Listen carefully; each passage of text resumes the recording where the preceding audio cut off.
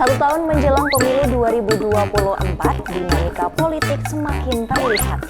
Kali ini ada Gubernur Jawa Barat Ridwan Kamil yang bergabung dengan Partai Golkar.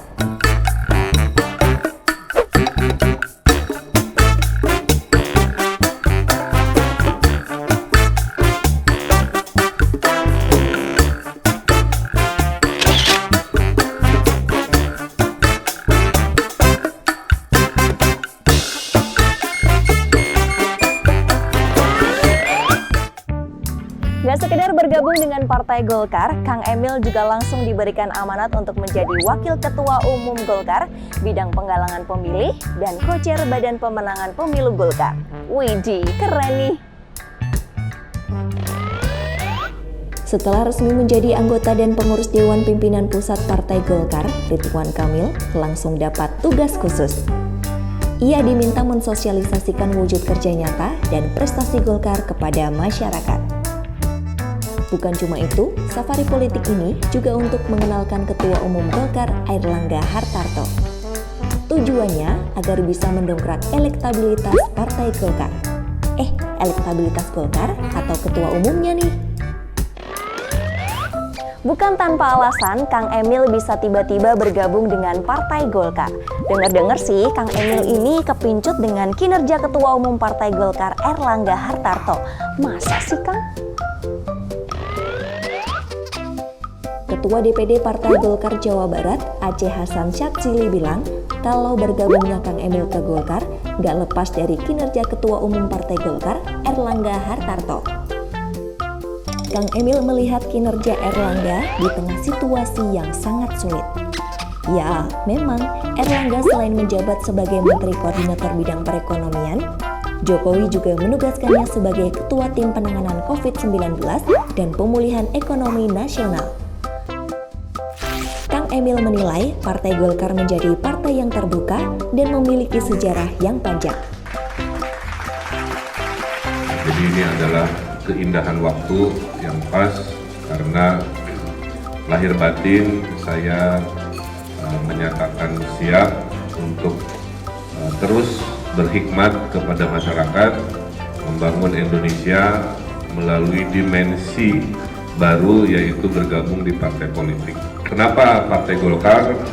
Yang pertama, Partai Golkar itu sangat kuat sebagai simbol partai tengah. Ya. Partai tengah, partai yang Pancasilais, ya. Partai yang terbuka, sehingga ini yang menjadi sebuah minat saya. Yang kedua juga sejarah panjang Golkar menunjukkan institusi ini sangat terhormat sehingga besar kecilnya maju mundurnya memang oleh individu-individunya. Maka jika individu-individu ini berkualitas, maka yang diuntungkan adalah Indonesia. Kalau Kang Emil bergabung dengan Partai Golkar karena kepincut dengan kinerja Airlangga Hartarto, gimana dengan Partai Golkar yang bisa menerima Kang Emil? Wakil Ketua DPD Bidang Organisasi Partai Golkar Jawa Barat, Yot Mintaraga mengaku sangat mengenal sosok Ridwan Kamil sebagai pemimpin berpengalaman dalam pemerintahan dan pembangunan provinsi dengan jumlah penduduk terbanyak di Indonesia. Menurut Yot, Emil merupakan salah satu tokoh politik yang memilih partai yang tepat untuk mengabdikan dirinya kepada negara lebih tinggi lagi. Terlebih, bergabungnya sosok pemimpin Jawa Barat yang sangat dikenal masyarakat ini diharapkan akan mampu mendongkrak Partai Golkar dalam memenangkan pemilu, pilpres, dan pilkada serentak di Indonesia dan Jawa Barat. Cie, udah sama-sama cocok nih.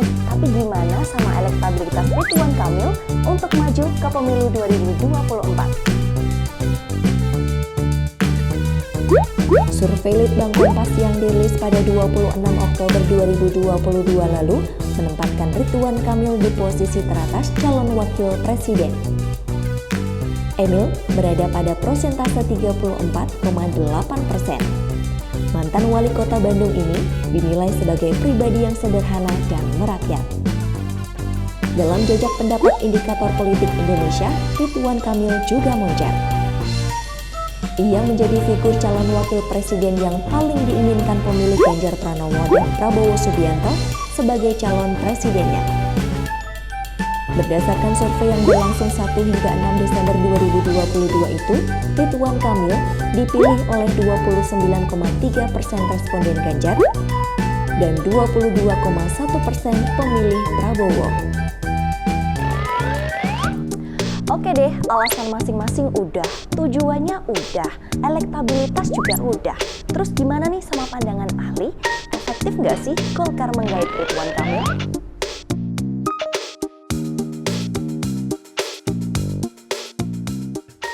Tidak bagi Ridwan Kamil tentu, tetapi bagi Golkar itu sangat mungkin. Jadi Golkar berkepentingan sangat dengan Ridwan Kamil untuk masuk menjadi bagian dari Partai Golkar dalam rangka yang menaikkan elektabilitas Partai Golkar di Jawa Barat khususnya, karena kita tahu bahwa Ridwan Kamil adalah gubernur Jawa Barat yang lumayan memiliki pengikut lah ya, pemilih lah di sana itu. Jadi dengan bergabungnya Ridwan Kamil ke Partai Golkar ya sedikit banyak akan membawa ya massa untuk ikut memilih Partai Golkar pada pemilu 2024 yang akan datang. Tapi itu tidak dengan sendirinya menaikkan elektabilitas Ridwan Kamil. Sebab ya seperti kita ketahui bahwa kemenangan Ridwan Kamil baik sebagai wali kota Bandung pada zaman dahulu dan sekarang sebagai gubernur Jawa Barat sebetulnya tidak ditopang dengan sungguh-sungguh oleh Partai Golkar. Ya. Kita tahu bahwa Nasdem lah yang paling banyak mendorong Ridwan Kamil baik sebagai wali kota maupun sebagai gubernur Jawa Barat saat ini. Nah,